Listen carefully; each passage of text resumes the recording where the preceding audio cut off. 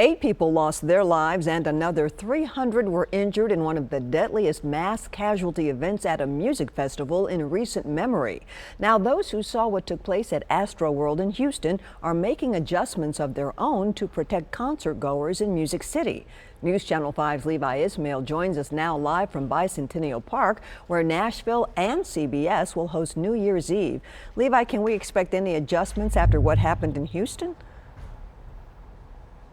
Well, Vicki, I can tell you that many of the adjustments have to do with better communication. That way, the artists, police, and all types of law enforcement, especially the folks who are in the emergency medical field, that way all of them understand when stopping a show could mean saving lives.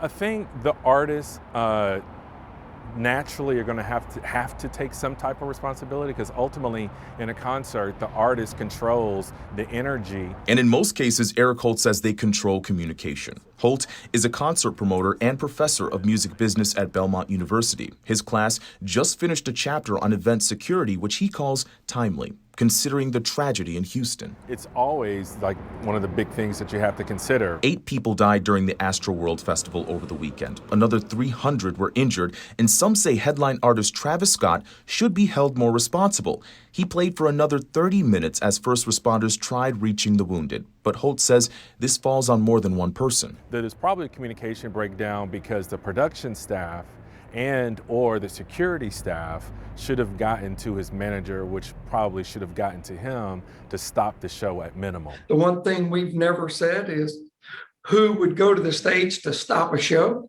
That'll be in the plan for New Year's Eve. Butch Spearden is president of the Nashville Visitors Convention Bureau.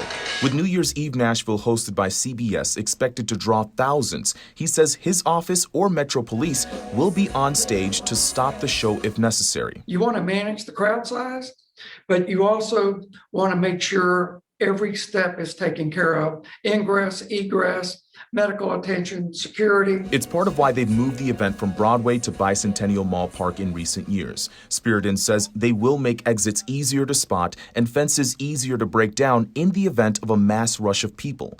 Anything to ensure safety is the first priority. It heightens our awareness. It makes us spend more money in a good way. And we'll never stop learning and we'll never stop trying.